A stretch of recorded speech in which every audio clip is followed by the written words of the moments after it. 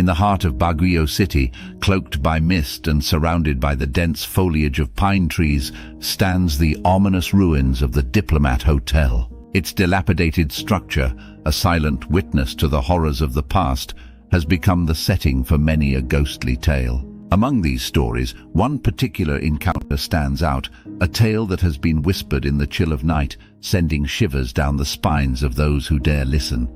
The story begins with a young journalist named Marco, whose insatiable curiosity for the supernatural led him to the infamous hotel one foggy evening. Armed with nothing but his camera and a recorder, Marco sought to uncover the truth behind the tales that had made the Diplomat Hotel a legend in the realm of the paranormal. As he stepped through the crumbling archway, the air grew colder and an eerie silence enveloped him. The once grand halls, now a mere shadow of their former glory, echoed with the whispers of the past.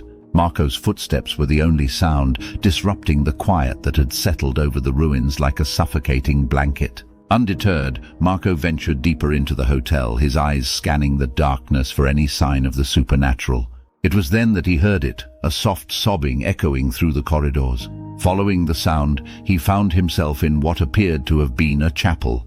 The sobbing grew louder, more heart-wrenching, and Marco realized it was coming from the altar. There, in the dim light cast by his flashlight, he saw the apparition of a woman dressed in the tattered remains of a nun's habit.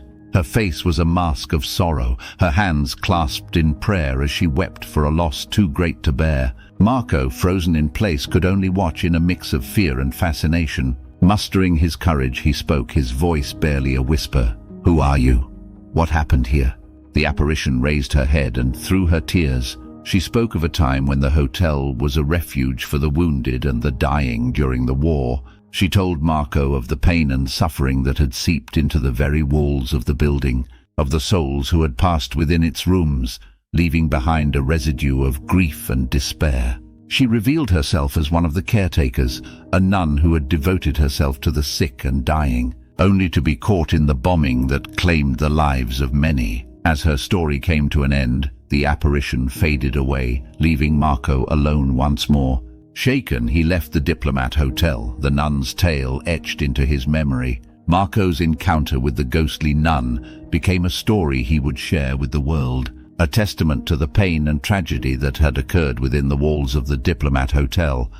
Yet it was also a reminder of the compassion and dedication of those who had tried to ease that suffering, their spirits lingering in a place they could not leave behind. The Diplomat Hotel remains a haunting symbol of the past, its ruins a reminder of the stories that have become part of the fabric of Baguio City's history. And for those who listen closely, the echoes of its history whisper through the pine-scented air, a reminder of the thin veil between the living and the dead.